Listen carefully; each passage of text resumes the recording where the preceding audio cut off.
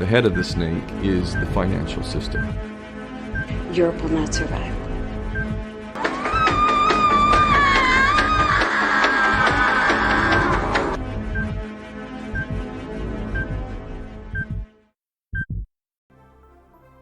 Hello.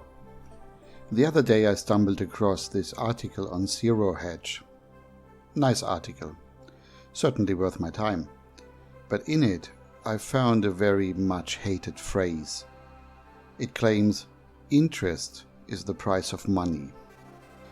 Since this is alt media and not a mainstream publication, the author is at last honest enough to let you know this is not the whole story.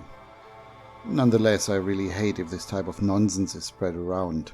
Whoever invented this phrase was either not very smart or made a conscious effort to mislead people. Framing it like this avoids calling a spade a spade. Money has plenty of definitions, including some quite obscure ones. But they are all useful in certain scenarios. Here the definition of representation is helpful. If you own a Microsoft share, this piece of paper represents a tiny piece of the corporation and makes you the owner thereof. The same could be said about a dollar. It is meant to be the expression of the US economy and therefore represents a tiny piece of the US economy. This fact and your ownership are proven the moment you exchange it into a product, aka a value of the US economy.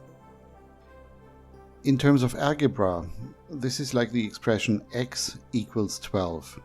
Obviously, this requires a decision. You have to come down on one side of the equation. You are either the representation or the value. You can't be both. There is no such thing as 10% of x. There is only 10% of 12. Or in other words, the representation is no value and has no value. It's just a representation. The same is true for our money. At last, as long as we are talking about the widespread fiat currency or paper money.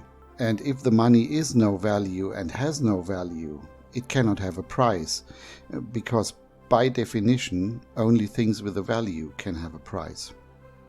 Let me repeat this. Only things with a value can have a price. And now contemplate the income of a gender studies professor or a member of Congress or so. So, what is interest then? Well, you could call it the price of time. You could also call it the price of the moneylender.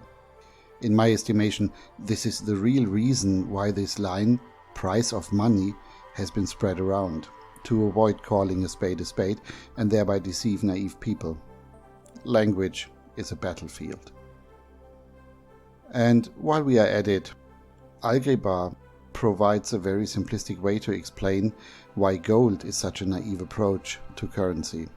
If you use gold coins, you end up with a construct like this. 23 is your purchase value, equals X is your gold coin, equals 31 is your gold value. And this is obviously not an equation. There are more problems with gold, much more severe problems. I just mentioned this because it is, as far as I know, the quickest way to shut up a libertarian who brings up my gold standard. Alright, thank you for your patience, and be well wherever you are.